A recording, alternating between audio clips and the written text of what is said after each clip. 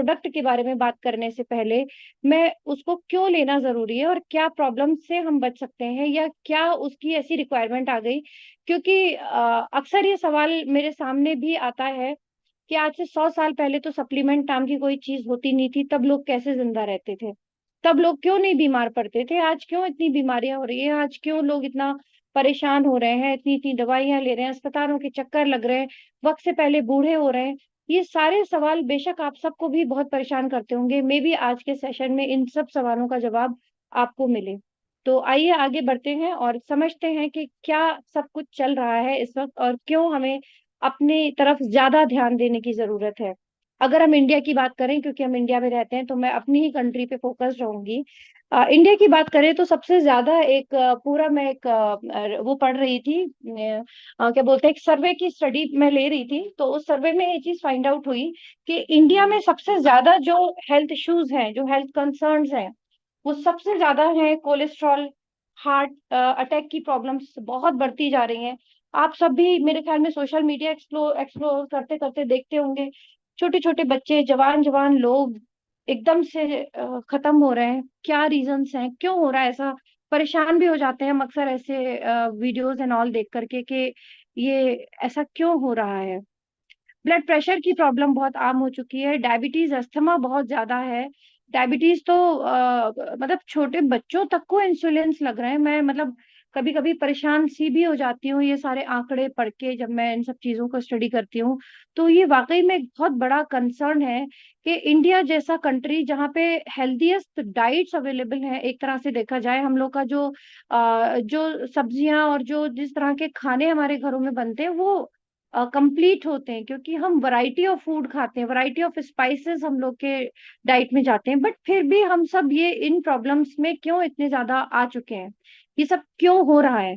तो ये एक बहुत बड़ा क्वेश्चन है। बट अगर इन प्रॉब्लम्स की बात करूं, ये जितनी भी मैंने आपको प्रॉब्लम्स गिनाई हैं, कोलेस्ट्रॉल है, हार्ट अटैक है, ब्लड प्रेशर या डायबिटीज या अस्थमा है, ये सब लाइफ स्टाइल प्रॉब्लम्स है। That means life style problem का मतलब क्या हुआ कि ये ऐसी बीमारियां हैं जिनके लिए अगर आप अपना खान पान और लाइफ स्टाइल चेंज कर दें, यानी healthy life style, healthy diets के ऊपर अगर आप आ जाते हैं, तो आप 90% से भी ज्यादा इस प्रॉब्लम को, इस बीमारी को रिकवर कर सकते हो, यानी आप इससे छुटकारा पा सकते हो।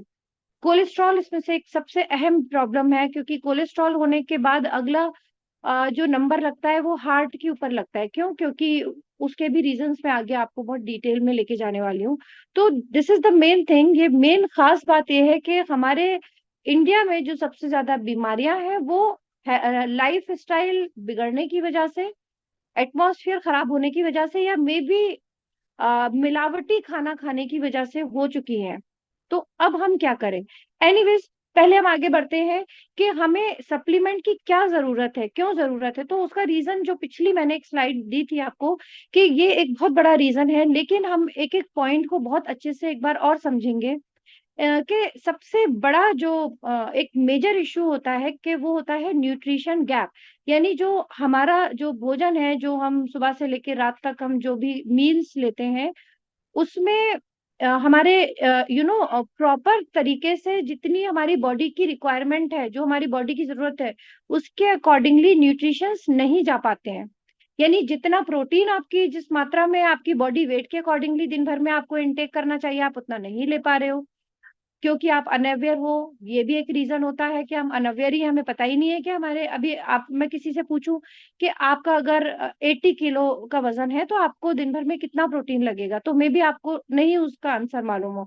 और ये चीज मैंने आजमाई हुई है कि एक डॉक्टर से पूछा, जो जनरल फिजिशियन थे, उनका पूछा, वो भी जवाब नहीं दे पाए, क्योंकि उन्हें ये तो मालूम है बुखार में ये दवा लिखनी है, उल्टी दस्त में दवा लगनी है, लेकिन बॉडी में मील के थ्रू, खान पान के थ्रू क्या पौष्टिक तत्व किस मात्रा में जानी चाहिए, इवन कुछ जो जनरल फिजिशियंस है, मैं डाइटिशियंस की और उनकी बात नहीं कर रही हूँ, मैं जनरल जो एक जनरलाइज्ड वे में बात करके आपको बता रही हूँ। तो अनअवेयरनेस सबसे बड़ा एक रीजन है। अलावा उसके हमारे रिलीजियस मैटर्स भी होते हैं, जैसे कि बहुत सारे धर्मों में बिल्कुल प्रोटीन किसी भी वे में कैसे खाएं आप, क्या बोलते हैं, आप नॉन वेज नहीं लेते हो, आप एग्स नहीं लेते हो, बहुत सारे धर्मों में दूध भी नहीं लेते हैं, मतलब बिल्कुल plant, everything should be plant based. तो बहुत सारी ऐसी न्यूट्रिशंस होते हैं जो आपको प्योर फॉर्म में नॉनवेज आइटम्स में मिलते हैं। ऐसा नहीं है कि आप उसके बिना सरवाइव नहीं कर सकते हो, लेकिन फिर आपको वेजिटेरियन ऑप्शंस में फिर उनका इनटेक, उनकी क्वांटिटी बहुत ज्यादा बढ़ानी पड़ती है, जो कि पॉसिबल प्रैक्टिकली नहीं होती है। और ये भी एक बड़ा रीजन बनता है, क्योंकि फिर आप उस मात्रा में बाकी दालें, चना या टोफू, अगर मैं पनीर, अगर मैं प्रोटीन के सोर्सेज की बात कर रही हूँ, तो वो हम नहीं ले पा रहे होते हैं। तो हमें क्या होता है, न्यूट्रिशंस गैप हो जाते हैं,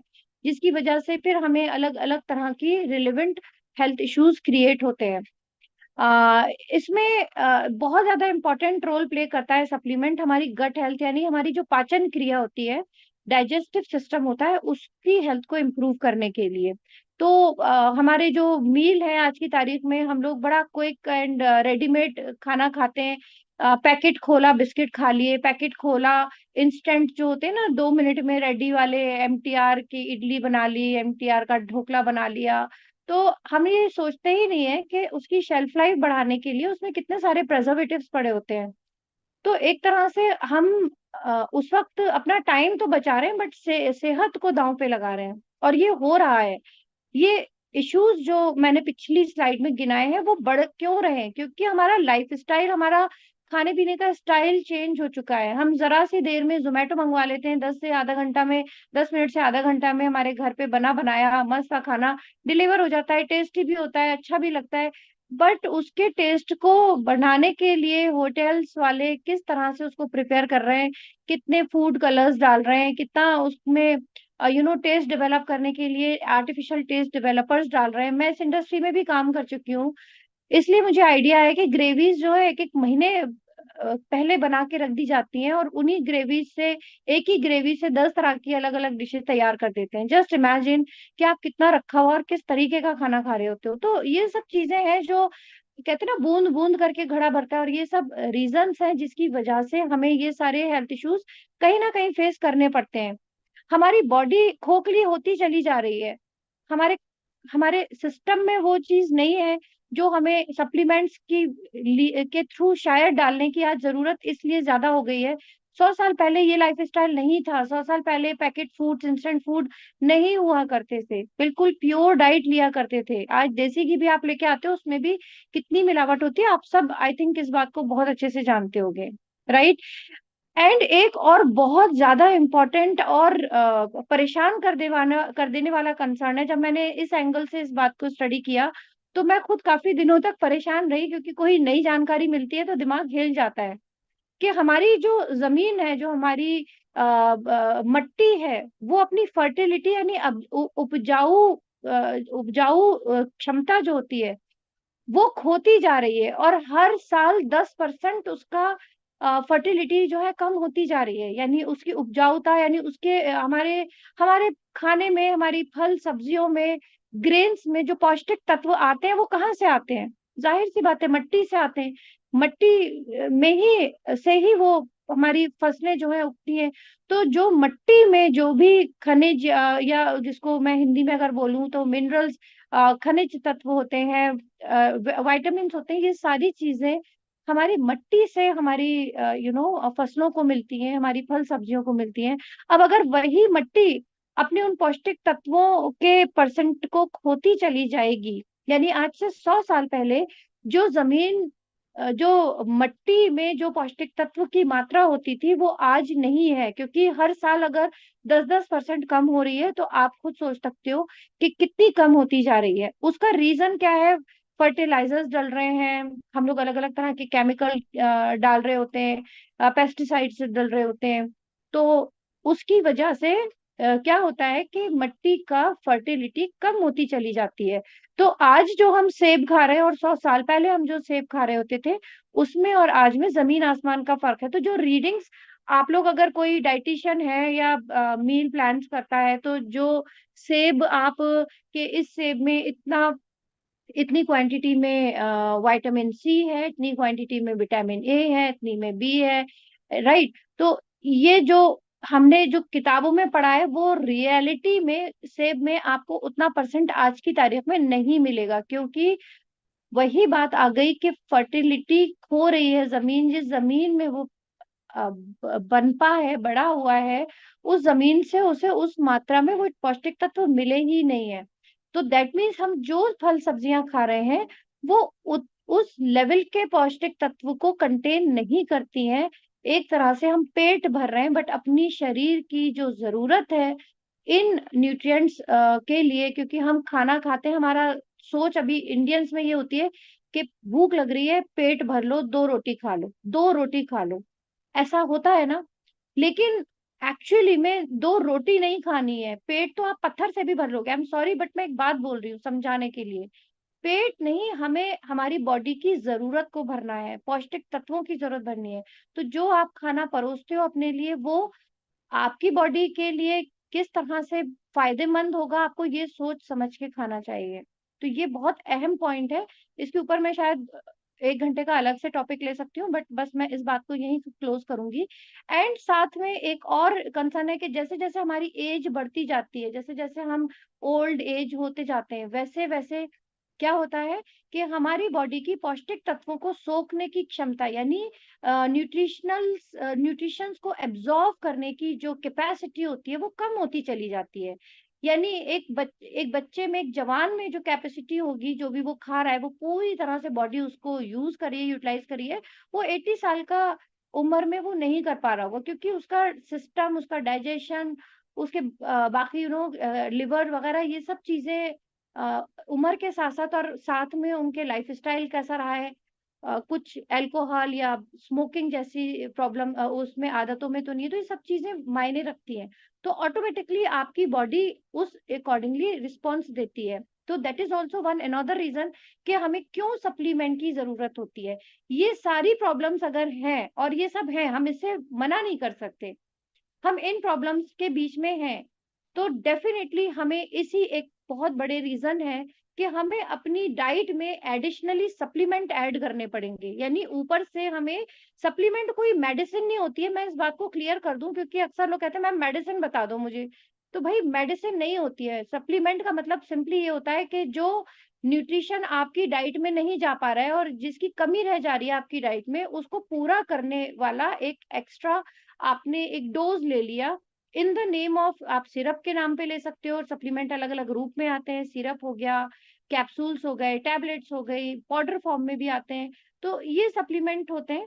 एंड ये सिर्फ आपको आपकी बॉडी की उस जरूरत को पूरा करते हैं जो कमी पड़ रही है, या अगर एक्स्ट्रा आपकी बॉडी को जरूरत पड़ रही है कि अगर आप बीमार पड़ गए, राइट, अगर आप बीमार पड़ गए हैं, आपकी मान लीजिए इम्यूनिटी सिस्टम बहुत वीक है, आप रह रहे के बुखार जुकाम हो रहा है, तो आपको विटामिन सी की मात्रा बढ़ानी पड़ेगी। अब वो डाइट में तो आप नींबू तो अपने मुंह में निचोड़ नहीं सकते, वही बात है कि नींबू में भी कितने पौष्टिक तत्व हैं आज की तारीख में। तो बेहतर है कि सप्लीमेंट एक अच्छी कंपनी का, एक हाई क्वालिटी का आप अपनी डाइट में ऐड कर देंगे, तो आप इन प्रॉब्लम्स को सॉर्ट आउट काफी हद तक हैंडल कर पा रहे होंगे। अब सप्लीमेंट्स होते हैं और क्या क्या है, विटामिन होते हैं जैसे ए बी सी ई के, राइट, मिनरल्स होते हैं जैसे आयरन हो गया, कैल्शियम हो गया, पोटेशियम हो गया, मैग्नीशियम हो गया, ये सब मिनरल कैटेगरी में आते हैं। अमीनो एसिड्स जैसे कि प्रोटीन होता है, क्योंकि हमारी बॉडी में प्रोटीन डायरेक्टली एब्जॉर्ब नहीं होता, एमिनो एसिड्स में कन्वर्ट होता है। 8 एसेंशियल एमिनो एसिड्स होते हैं जो कि हमारी बॉडी में अपने आप नहीं डेवलप होते हैं, हमें डाइट के थ्रू लेने ही पड़ते हैं। अगर ये नहीं गए, कमी होती है, तो उसकी वजह से हमारा मोटापा बढ़ता है, हमारी एनर्जी लेवल्स डाउन होते हैं, और हमें बहुत सारी ऐसी प्रॉब्लम्स हो जाती हैं, जैसे कि आपके बाल झड़ेंगे, स्किन खराब हो रही है, बहुत सारे ऐसे इश्यूज होते हैं। एंजाइम्स हैं, गुड बैक्टीरिया है, जो हमारी गट हेल्थ के लिए बहुत इंपॉर्टेंट रोल प्ले करते हैं, जो हमें एडिशनली लेने पड़ते हैं। बट आज मैं जिसके बारे में बात करूंगी that is omega fatty acids. ये इतना ज्यादा इंपॉर्टेंट इसलिए है कि बाकी vitamins, mineral, amino acids and enzyme, good bacteria, ये सब हम अपनी एनी हाउ डाइट के थ्रू ले पा रहे होते हैं। But unfortunately omega fatty acids pure form में हमारी डाइट में आता ही नहीं है, आता ही नहीं है, हम ऐड कर ही नहीं पा रहे होते हैं, और इसकी इतनी ज़रूरत होती है, कितनी ज़रूरत होती है, वही मैं आज आपको बताने वाली हूँ। तो पहले हम ओमेगा फैटी एसिड होता क्या है, उसको समझें। देखिए, ये एक तरह का एक फैट है, लेकिन ये गुड फैट है। बैड फैट यानी कि ऐसा वो फैट जो कि आपकी बॉडी में कोलेस्ट्रॉल बढ़ाएगा या आपकी बॉडी में और तरह के इश्यूज पैदा करेगा।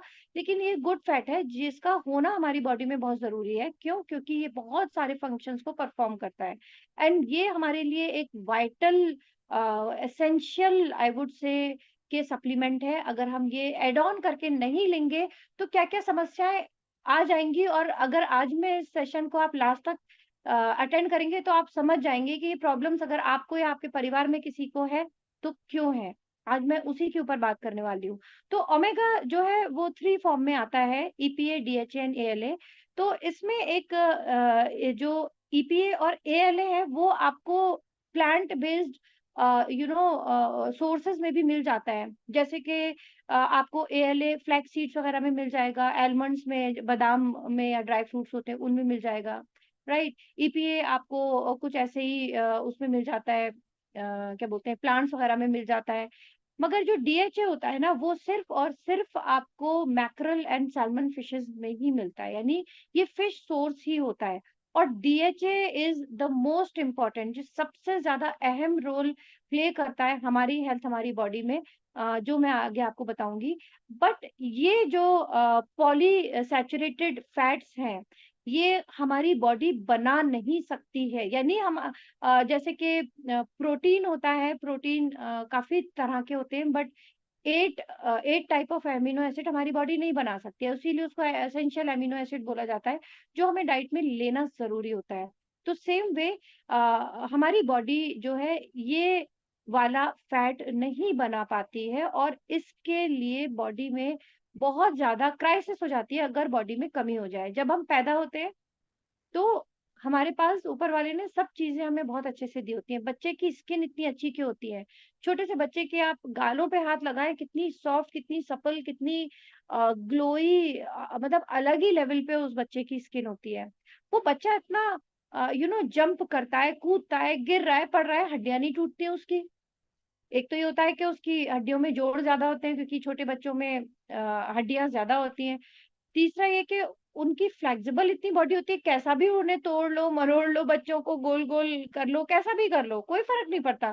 ऐसे-वैसे सब तरह से फ्लेक्सिबल बॉडी होती है, मुड़ जाती है, हम नहीं हो पाते। रीज़न्स क्या हैं उसके? ऑब्वियसली कि एकदम कहते हैं ना कि ऊपर वाले ने तो परफेक्शन के साथ दिया था हमें। हमने अपने खान-पान में, अपनी लाइफ़स्टाइल में उन चीज़ों का ध्यान नहीं रखा, जिसकी वजह से ऐज के साथ-साथ ये प्रॉब्लम्स हुई हैं। एनीवेज़ हम आगे बढ़ते हैं और ओमेगा की कमी से हमें क्या-क्या समस्याएँ हो सकती हैं, थोड़ा इसके ऊपर हम नज़र दौड़ाते हैं।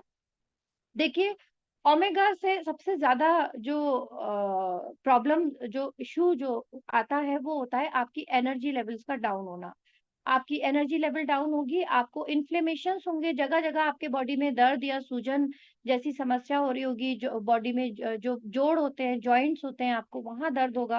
ये मैंने फर्स्ट पिक्चर में आपको मेंशन किया है, हाइलाइट किया है कि इन जगहों पे बॉडी के जैसे घुटनों में, लोअर बैक में राइट?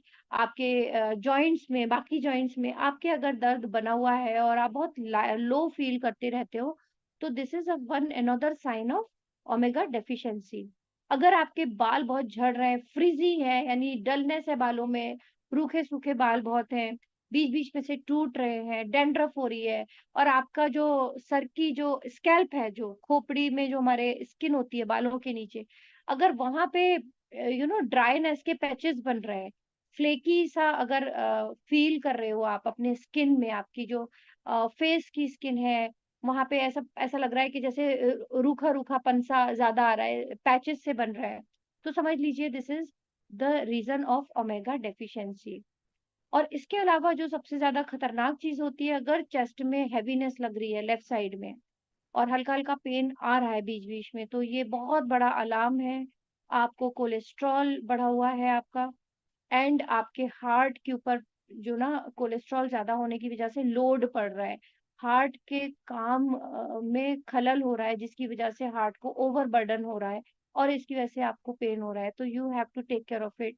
ये एक बहुत बड़ा रीज़न है कि आपके डाइट में गुड कोलेस्ट्रॉल नहीं है इसलिए बैड कोलेस्ट्रॉल बढ़ रहा है।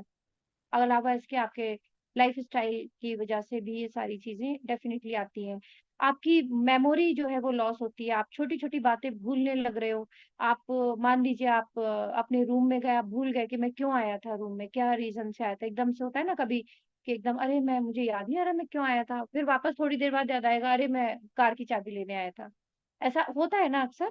तो ये टेम्परेरी मेमोरी लॉस होता है, जो छोटी-छोटी बातें फॉर अ टाइम पीरियड एकदम से मिस होती हैं हमारे माइंड से। तो ये सारी चीज़ें होती हैं और दूसरा डिप्रेशन जैसी समस्याएँ या कि हमारी जो सोच है वो स्टेबल नहीं हो रही है, हम कॉन्संट्रेट नहीं कर पा रहे हैं, ध्यान पूरी तरह से ध्यान नहीं लगा पा रहे हैं। बच्चों में बहुत प्रॉब्लम होती है, बहुत ज़्यादा होती है, बड़ों में भी होती है, मगर बच्चों में बहुत ज़्यादा होती है। तो that is also one another reason of omega deficiency. तो ये मतलब ये अब आप सोचिए कि कितना ज़्यादा इम्पोर्टेंट हो सकता है ओमेगा हमारे लिए।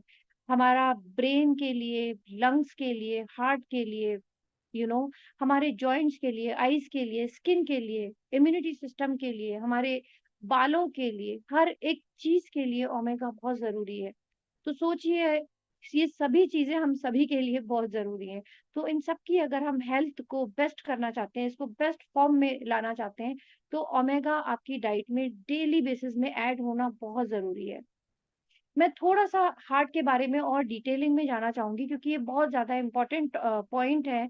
ओमेगा हमें कितनी हेल्प करता है, मैं ये यहाँ पे समझाना चाह रही हूँ कि सबसे पहले मैं आपको कोलेस्ट्रॉल जो सबसे बड़ा एक अलार्म होता है, अगर आपका सबसे पहले तो मैं सभी से रिक्वेस्ट करूँगी कि 30 साल की उम्र पे आते-आते हर 3 से 4 महीने या ज़्यादा से ज़्यादा 6 महीनों में आप अपने सारे टेस्ट ज़रूर करवाया करें, जिसमें कोलेस्ट्रॉल टेस्ट ज़रूर करवाया करें। क्योंकि हम लोग इतना स्ट्रेसफुल लाइफ में जीते हैं, इतना उल्टा-सीधा खाना-पीना हम लोग का रहता है, सेडेंटरी लाइफ़स्टाइल है, एक जगह बैठे रह के भी बहुत सारे लोगों का काम है, वर्क स्टाइल है, तो कोलेस्ट्रॉल बढ़ना ईज़ी है, मतलब बॉडी में कोलेस्ट्रॉल आने का रीज़न बहुत ईज़ी हो जाता है।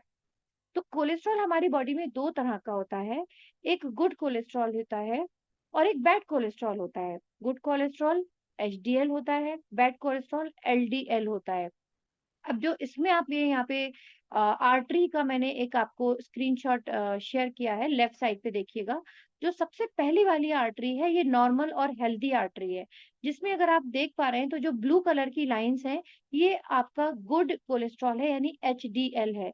तो ऊपर वाले ने तो हमें ऐसा बना के हमें दिया था, जिसमें हमारे ब्लड स्ट्रीम में, यानी जो हमारी नसें हैं, धमनियाँ हैं, उसमें ब्लड फ्लो के साथ ये कोलेस्ट्रॉल मूव करता है एक जगह से दूसरी जगह एक ऑर्गन से दूसरे ऑर्गन तक पहुंचाता है क्या न्यूट्रिएंट्स तो बहुत सारे ऐसे न्यूट्रिशंस होते हैं पौष्टिक तत्व होते हैं जो एचडीएल यानी इस गुड फैट के साथ डिसॉल्व हो जाते हैं मैंने लास्ट सेशन में आपको अगर याद हो बताया भी था कि जैसे विटामिन ए डी ई के है ये जो है ये वसा में घुल के आगे मतलब हमारी बॉडी उसको डायरेक्टली एब्ज़ॉर्ब नहीं कर पाती है।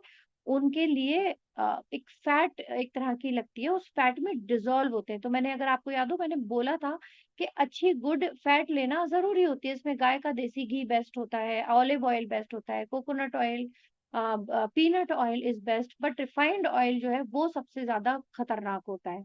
और वही सबसे बड़ा रीज़न होता है, हम बाज़ारों का बाहर का खाना खाते हैं, तो ज़ाहिर-सी बात है वो लोग रिफाइंड ऑयल में ही सब बनाते हैं। ऑब्वियस सी बात है, जो सस्ता होगा वही बनाएँगे और किस तरीके से बन रहा है वो भी मैटर करता है। तो उसकी वजह से हमारा बैड कोलेस्ट्रॉल बढ़ना शुरू होता है। अब the dangerous part is that कि जैसे-जैसे हमारा गुड कोलेस्ट्रॉल कम होता है और बैड कोलेस्ट्रॉल बॉडी में बढ़ता जाता है, तो ये हमारी जो आर्टरीज़ हैं, धमनियाँ, ये सिकुड़ना शुरू हो जाती हैं। यानी हमारा ब्लड फ्लो जो है, ब्लड को फ्लो होने के लिए जो उसका रास्ता है, वो ब्लॉक होना शुरू हो जाता है। क्योंकि उसका रास्ता धमनियाँ जो है सिकुड़ रही हैं। सिकुड़ना इन द सेंस कि उसमें बैड कोलेस्ट्रॉल की मात्रा बढ़ रही है, तो अब उसको जगह नहीं मिल रही है आगे बढ़ने की। सबसे लास्ट वाला आप देखिए और यही एक रीज़न बनता है कि हार्ट के ऊपर क्या पड़ता है, दबाव पड़ता है। अब आप एक इमेजिन करिए, मैं आपको समझाने के लिए बताऊँगी, जो हमारा हार्ट है, वो ब्लड पंप की तरह काम करता है। एक जैसे टिल्लू पंप होता है ना, पानी जो ऊपर तक ऊपरी मंजिलों तक पहुंचाता है। बड़ी तेजी से अगर हम पंप लगाते हैं तभी ये काम हो पाता है। हम सभी के घरों में कहीं ना कहीं ये पंप का इस्तेमाल होता है। तो हमारा जो हार्ट है वो एग्जैक्टली सेम पंप की तरह से है। अब आप इमेजिन कीजिए कि आपने टिल्लू पंप लगा दिया और आपने जो पाइप जिस पाइप में पानी वो फेंक रहा है टिल्लू पंप, उस पाइप में आपने कपड़ा फंसा दिया, या कोई काई जम गई या कोई कचरा आ गया, तो क्या होगा? टिल्लू पंप पे लोड पड़ेगा या नहीं पड़ेगा? चैट बॉक्स में बताइए। टिल्लू पंप गर्म हो जाएगा, फूक जाएगा, क्योंकि वो बेचारा अपनी पूरी ताकत लगा रहा है पानी को उस तरफ फेंकने के लिए, बट पानी क्योंकि वो फेंक नहीं पा रहा, क्योंकि ऑब्वियसली ब्लॉक हो गया है, तो वो अपनी और ज्यादा ताकत लगा रहा है और ज्यादा ताकत लगा रहा है, जिसकी वजह से पंप ऑब्वियसली लोड ले लेकर के फूक जाएगा, बंद हो जाएगा। एग्जैक्टली यही चीज हमारे हार्ट के साथ होती है कि ये धमनियां जैसे जैसे इनमें बैड कोलेस्ट्रॉल यानी एलडीएल बढ़ता जाएगा, तो रास्ता उसका कम होता चला जाएगा, ब्लॉकेजेस बढ़ते जाएंगे, और क्या होगा कि हार्ट अपनी मेहनत और डबल मेहनत। अब आप खुद सोचिए, जस्ट इमेजिन कीजिए, जो फर्स्ट वाली जो आर्टरी दिखाई है मैंने और जो लास्ट वाली दिखाई है, उसमें आपके हार्ट में किस पे ज्यादा लोड पड़ेगा? ऑब्वियसली लास्ट वाली में। क्यों? क्योंकि उसको रास्ता ही नहीं मिल रहा ब्लड फेंकने का। ब्लड के लिए देखिए कितना छोटा सा नैरो सा रास्ता बचा है। ये होता है हमारे हार्ट ब्लॉकेज का, मतलब हार्ट अटैक का सबसे बड़ा रीजन। तो cholesterol is a very big reason कि हमारे हार्ट अटैक होने के चांसेस बढ़ जाते हैं। अगर आपका कोलेस्ट्रॉल बॉर्डर लाइन पे भी आया है तो ये बहुत बड़ा ट्रिगरिंग अलार्म है। ये आपको बहुत हल्के में नहीं लेना है, अरे थोड़ा बहुत तो ही है, बॉर्डर में तो आया है, कुछ नहीं होता, ऐसा ना करें। क्योंकि थोड़ा थोड़ा करके ही धीरे धीरे आप देखिए किस तरह से वो अपनी जगह बना रहा है और किस तरह से आपकी आर्टरी को ब्लॉक कर रहा है। अलावा इसके एक चीज और होती है कि एक प्लेक फॉर्मेशन हो जाता है। प्लेक यानी एक सीमेंट जैसा एक थक्का सा, ब्लड का जो है थक्का सा जम जाता है। ये आपका कोलेस्ट्रॉल, कैल्शियम और ट्राइग्लिसराइड मिल करके एक एक सीमेंटिक वे में एक ब्लड का थक्का बना देता है, यानी प्लेक, उसको साइंटिफिक या डॉक्टर्स की लैंग्वेज में प्लेक बोला जाता है। तो ये प्लेक जो है फॉर्म अगर हो गया, आपका ऊपर वाला ना करे, तो आपकी धमनियों में प्रॉपर ब्लॉकेजेस हो जाते हैं। हार्ट में ब्लॉकेजेस आना वो मतलब कहीं भी बन सकता है, आपकी आर्टरीज में, आपके हार्ट के वॉल्स में, कहीं भी डेवलप हो सकता है। तो कोलेस्ट्रॉल जो है एनी हाउ एक इतना गंदा रोल प्ले करता है आपकी हेल्थ में। एंड गुड कोलेस्ट्रॉल जो है एचडीएल, जिसके बारे में मैं बात कर रही हूँ अभी, एचडीएल की खास बात ये होती है कि ये इस बैड कोलेस्ट्रॉल के साथ अटैच होता है और इस बैड कोलेस्ट्रॉल को धक्का दे करके लिवर तक लेकर के आता है। और यहाँ पे लिवर अपना काम करता है क्या, जो मैंने आपको लास्ट सेशन में बताया था कि लिवर उसको जो भी ब्लड में इम्प्योरिटीज होती हैं, इस तरह के बैड फैट्स या बैक्टीरिया या जो भी ऐसी गंदगी होती है, उसको लिवर क्लीन कर देता है। किसको? ब्लड को। तो ब्लड का फिल्ट्रेशन, क्लीनिंग कहाँ होती है? लिवर में होती है। और फिर लिवर उसको हमारे बॉडी से बाहर फेंक देता है, निकाल देता है। तो यानी ये बैड कोलेस्ट्रॉल को लिवर तक ले जाने का काम एचडीएल करता है, गुड कोलेस्ट्रॉल करता है। और लिवर फिर उसके बाद क्या करता है वो मैं आपको ऑलरेडी समझा चुकी हूँ। तो इस वजह से अगर हम अपनी डाइट में एलडीएल यानी गुड कोलेस्ट्रॉल का इंटेक बढ़ा देते हैं, तो ऑटोमेटिकली हम इन सारी प्रॉब्लम्स को सॉर्ट आउट कर सकते हैं। और ये एचडीएल हमें कहाँ से मिलता है? ओमेगा के थ्रू। तो अब आपको समझ में आया होगा कि ये सारी कहानी मैंने आपको क्यों सुनाई। अब आपको शायद ज्यादा ट्रस्ट होगा, बिलीव एंड ट्रस्ट के साथ उस सप्लीमेंट को ले रहे होगे कि भाई मेरा एचडीएल बढ़ा देगा ये, तो बैड कोलेस्ट्रॉल अपने आप निकल जाएगा। तो दैट्स हाउ हार्ट के लिए ये बहुत ज्यादा इंपॉर्टेंट रोल प्ले करता है, क्या? ओमेगा। अब आते हैं हमारी आई हेल्थ के बारे में। आईज की हेल्थ, आप लोगों ने देखा होगा कि एज के साथ साथ ग्लूकोमा उतर आता है, जिसको सफेद झिल्ली भी बोला जाता है। ये क्यों उतर जाता है? या बहुत ज्यादा स्क्रीन हम लोग यूज कर रहे होते हैं, मोबाइल और लैपटॉप में ज्यादा लग रहे होते हैं, ड्राइनेस आ जाती है आंखों में। ड्राइनेस की वजह से इचिंग होना, आंखों में खराश, खुजली होना। अभी बड़ा अच्छा सा एक आई ड्रॉप भी सर ने लॉन्च किया है, बहुत हेल्पफुल है वो सबके लिए, लेकिन वो ऊपरी तौर पे हेल्प कर रहा है। हमारी बॉडी में इंटरनल क्या इश्यूज हो रहे हैं कि हमें आज इस तरह से कुछ ऊपर से दवाइयां, आंखों में ड्रॉप्स डालने की जरूरत पड़ रही है? ये एक बहुत बड़ा क्वेश्चन है। देखिए हमारा जो रेटिना है, ये जो आपने ब्लैक कलर का जिसके ऊपर हमारी इमेजेस डेवलप होती हैं, तो ये जो हमारी रेटिना है, जो कैमरा ऊपर वाले ने नेचुरल कैमरा हमारी आंखों में फिट कर रखा है, ये बनता ही एचडीएल से है। Just imagine. तो और एचडीएल हमें हमारी डाइट में नहीं मिलता, क्योंकि ये तो फिश सोर्स है, फिश के थ्रू ही मिलता है, प्लांट बेस्ड है ही नहीं, है ना। एएलए मैंने आपको बताया था, एएलए ईपीए जो है प्लांट्स के थ्रू मिलता है, और एचडीएल जो है वो हमारा किसके थ्रू मिलता है, फिश कैप्सूल्स के थ्रू। तो हमारी डाइट में नहीं है, तो अब हम कैसे उसको ले पाएंगे। अब ये सबसे बड़ा रीजन होता है कि ओल्ड एज में आते आते, यानी 50s में आते आते लोगों की आंखों में ये समस्याएं आने लगती हैं, धुंधला दिखना, सफेद झिल्ली उतर जाना, ग्लूकोमा जिसे बोलते हैं, आई प्रेशर बनना, ड्राइनेस होना, इचिंग होना, आंखों में से आंसू बहना, क्योंकि जो हमारी टीयर ग्लैंड होती है वो एबनॉर्मल बिहेव करने लगती है अगर के हमारी बॉडी में ओमेगा की कमी है, यानी एचडीएल की कमी है। जस्ट इमेजिन करें आप कि आपकी आंख जिस चीज से बनी हुई है, और अब आपकी डाइट में जो चीज अब जा ही नहीं पा रही है, तो आंखों में प्रॉब्लम होनी ही है। तो that is the biggest reason के ब्लड दिखना, और जो एक एज के साथ जो प्रॉब्लम आती है, अगर उन्होंने, यानी अगर हमारे बुजुर्गों ने शुरू से ओमेगा लिया होता, इसके लिए ये नहीं है कि जब प्यास लगेगी तब कुआं खोदेंगे, ये आप आज अगर अपनी बॉडी में ये सब चीजें देंगे तो आपका आने वाला कल बहुत ज्यादा हेल्दी होगा, और कहते हैं ना कि मेडिसिन फ्री वाली लाइफ होगी, डॉक्टरों के चक्कर आपको नहीं लगाने पड़ रहे होंगे, क्योंकि आपके बॉडी में हर एक चीज परिपूर्ण मात्रा में है, क्योंकि आज से ही आपने इन सप्लीमेंट्स को अपनी जिंदगी का एक अहम हिस्सा बना लिया है। तो ये आई प्रॉब्लम्स जो होती हैं, धुंधला दिखना, ब्लड दिखना, ग्लूकोमा उतर आना, एज के साथ होती है, और अगर आपने आज से ओमेगा डेली बेसिस में लेना शुरू कर दिया तो ये प्रॉब्लम्स आपको 99% नहीं होंगी।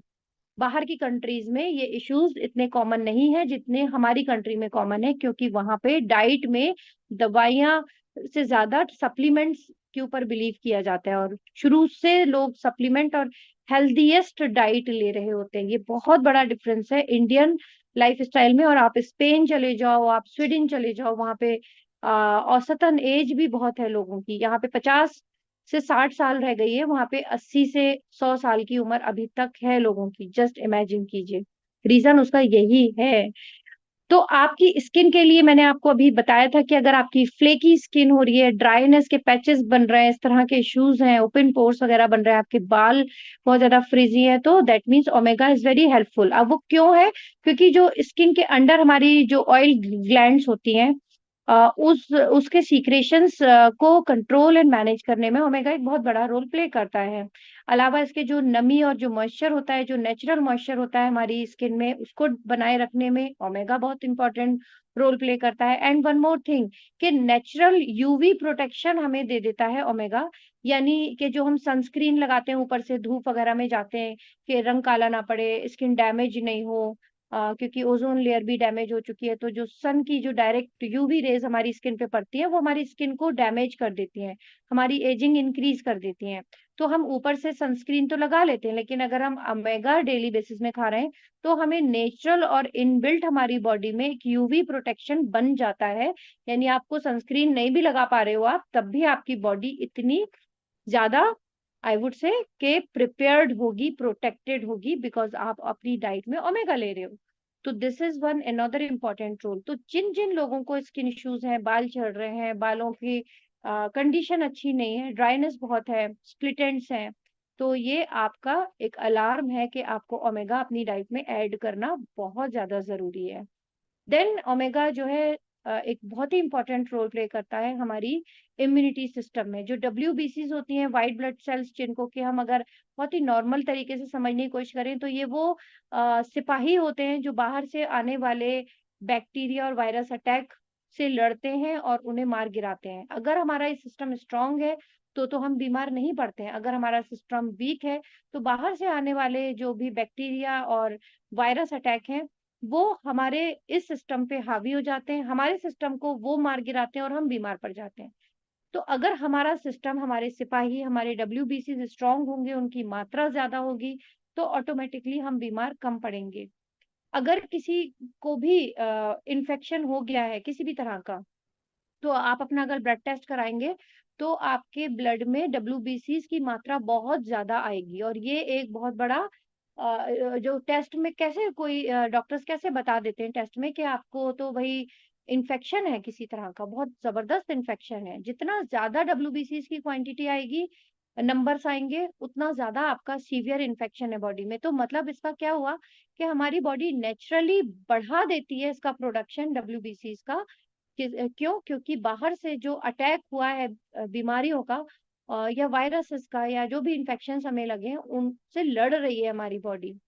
और हमें जो फ़ीवर आता है वो इसीलिए आता है क्योंकि बॉडी गर्म हो जाती है और गर्मी में बहुत सारे बैक्टीरिया खुद ही खत्म हो जाते हैं नेचुरली। तो एक मेरी यही राय मशवरा आप लोगों को रहेगा कि जब फ़ीवर आए तो उसे आने दो और उसको चरम सीमा तक जाने दो। क्योंकि बॉडी का ये इम्यूनिटी सिस्टम है, ये अपने आप काम कर रहा है। और आप काढ़ा ले लीजिए, आप गर्म पानी में पैर डाल के बैठ जाइए, जब आपको फ़ीवर आया है, तब आप ये सब करें। और ऊपर से काढ़ा वगैरह पीजिए, गरम चाय पी लीजिए और गरम पानी में आप पैर डाल के बैठ जाइए। मगर एकदम से जो हम पैरासिटामोल ले लेते हैं, फ़ीवर उतारने की मेडिसिन ले लेते हैं कि पूरी तरह फ़ीवर चढ़ नहीं पाता और पहले ही हम उसको दवा से कंट्रोल कर लेते हैं, तो उसकी वजह से क्या होता है हमारा इम्यूनिटी सिस्टम वीक होना शुरू हो जाता है क्योंकि बॉडी को जो ऊपर वाले ने नेचुरली लड़ने की क्षमता दी है, आपने तो एक तरह से ना उसको सिपाही को आपने दूसरा बंदा पकड़ा दिया कि भई ये तुम्हारी मदद करेगा, सिपाही तो अपने हथियार डाल के बैठ जाएगा ना, वो कहेगा चलो भई तुम ही लड़ लो, मैं मेरा क्या काम है? तो वो वाली चीज़ हम एक्चुअली कर रहे होते हैं। तो मैं इतने ईज़ी वे में इसलिए समझा रही हूँ क्योंकि हर तरह के कैंडिडेट हैं आज की मीटिंग में और सब इस बात को समझ सकें कि मैं क्या कहना चाह रही हूँ, right? And which is one another most important thing जो हम सबके लिए हम इसको मना नहीं कर सकते, प्रॉब्लम आनी ही आनी है अगर आप आज अपना ध्यान नहीं दोगे।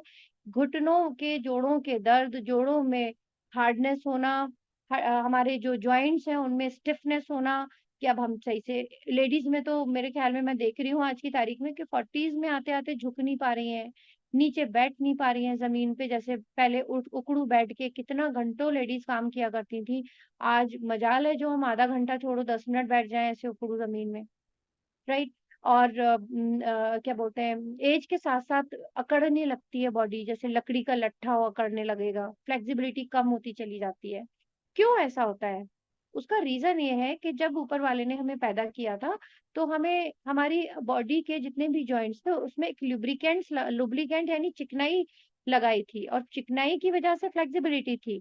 जैसे कि एक एग्ज़ाम्पल दूँगी साइकिल आप नई-नई लेके आते हो, बिल्कुल ब्रांड न्यू साइकिल ही, क्या मक्खन, क्या मस्त चलती है। राइट?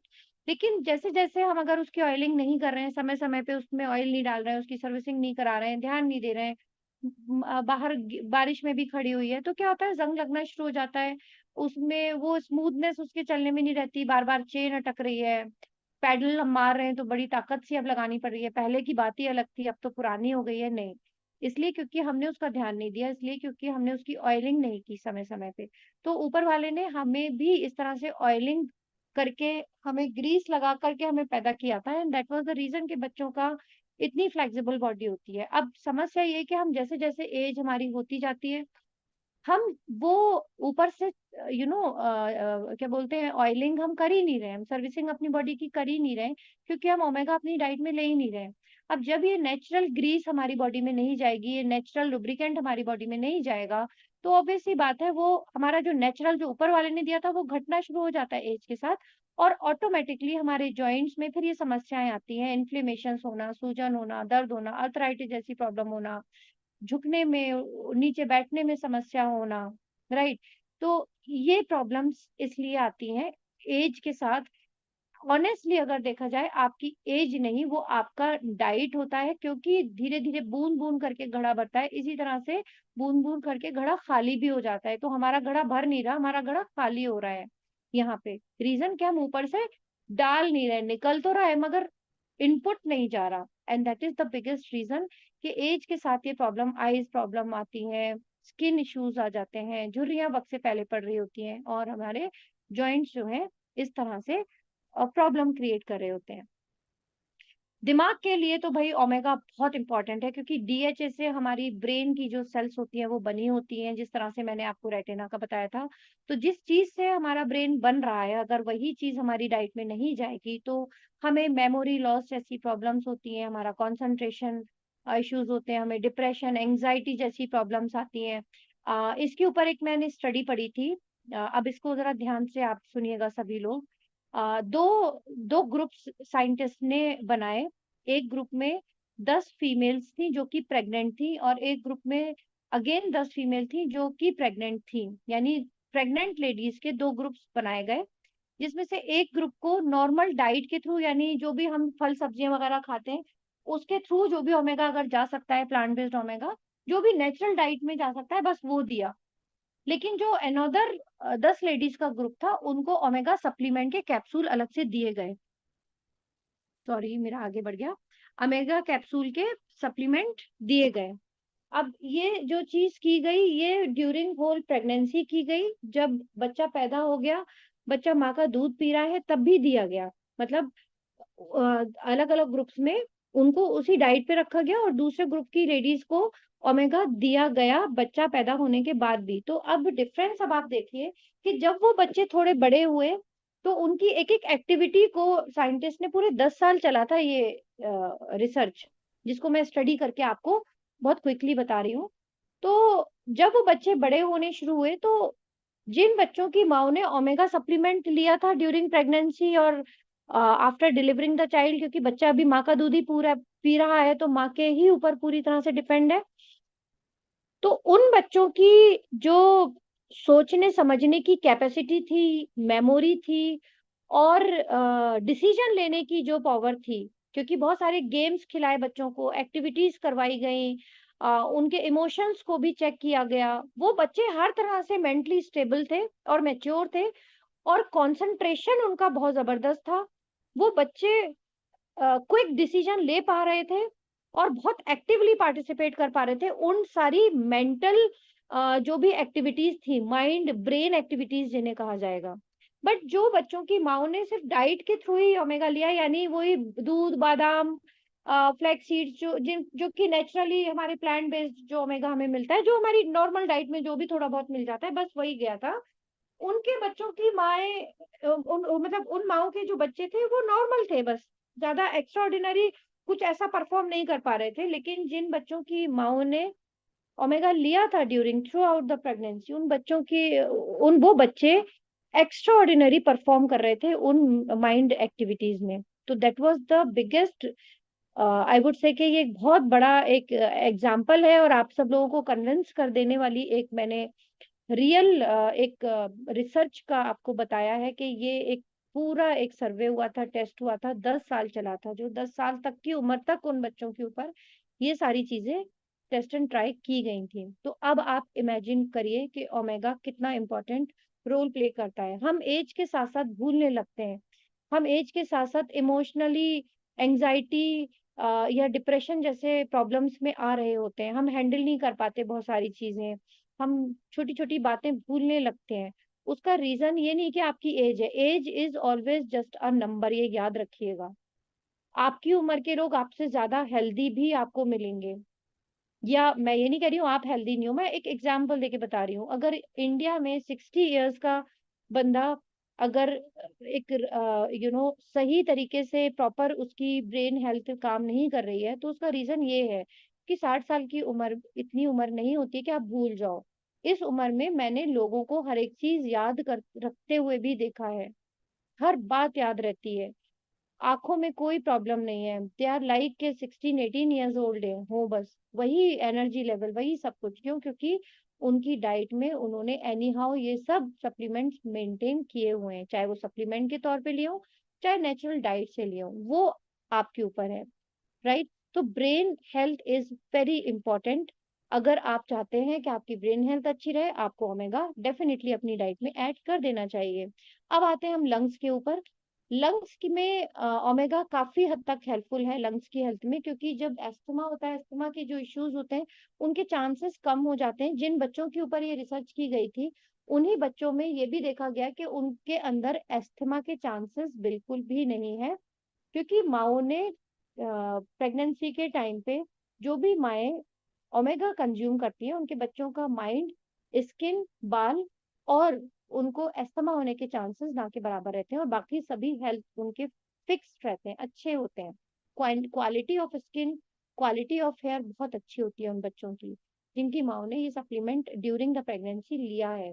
तो जस्ट इमेजिन कीजिए कि how amazingly omega is helpful. अब ओमेगा मिलता कैसे है, तो मैं आप लोगों को क्लियरली बता दूं कि हमें दो तरह से ओमेगा मिलता है। प्लांट ऑयल्स भी होते हैं, जैसे कि अगेन ड्राई फ्रूट्स में, आलमंड्स में, वॉलनट में, फ्लैक्स सीड्स में, चिया सीड्स में ओमेगा मिलता है, काफ़ी हद तक मिलता है। सी बकथॉर्न में भी मिलता है। लेकिन ओमेगा की वो जो डीएचए वाला ओमेगा है, जिससे कि ब्रेन बनता है, ब्रेन सेल्स बनते हैं, मेम्ब्रेन्स बनती है हमारी, या फिर हमारी रेटिना जो बनती है, और भी हमारे बहुत सारे इंपॉर्टेंट रोल प्ले करता है डीएचए, वो हमें सिर्फ और सिर्फ सैल्मन एंड मैक्रेल नामक फिशेस में ही मिलता है। अब अगर आप फिश खाते भी हो तो भी सवाल ये उठता है कि जो वैरायटी ऑफ फिश खा रहे हो, क्या उसमें उस क्वालिटी का ओमेगा आपको मिल रहा है? ये भी एक चीज बहुत इंपॉर्टेंट है। तो क्वालिटी मैटर्स ऑलवेज, ये याद रखिएगा। तो ये सारी प्रॉब्लम्स का सॉल्यूशन यही है, क्योंकि रोज रोज तो मैं भी फिश नहीं खा सकती, मैं नॉन वेजिटेरियन हूँ तब भी, बिल्कुल भी नहीं खा सकती मैं। और रोज रोज आप भी नहीं खा सकते हो। और हमारा बजट कंसर्न हो जाता है, रिलीजियस कंसर्न हो जाते हैं कि भाई हम, हमारे रिलीजन में नॉनवेज अलाउड ही नहीं है, तब आप क्या करोगे, कहाँ जाओगे, बॉडी की जरूरत कैसे पूरी करोगे? तो ऊपर वाले ने तो हमारी बॉडी में जरूरत डाल दी है ना। और इस जरूरत की पूर्ति हमें अगर फिश ऑयल से ही मिल रही है, और फिश में भी मैक्रल एंड साल्मन फिशेज ये खास तरह की होती हैं जो इंडिया में कुछ कुछ जगहों पे ही पाई जाती है, वरना स्पेन वगैरह में तो इसकी क्वालिटी भी बहुत जबरदस्त होती है।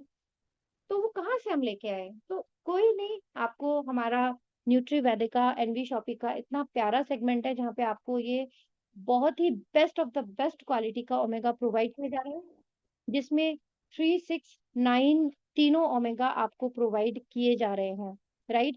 तो इसमें कोई आर्टिफिशियल कलर ऐड नहीं है, जीएमओ सर्टिफाइड है, बेस्ट सोर्स है, डीएचए, ईपीए भी इसमें आपको मिल रहा है। सभी ले सकते हैं, क्योंकि मैंने पिछली स्लाइड में बहुत अच्छे से एक्सप्लेन कर दिया है।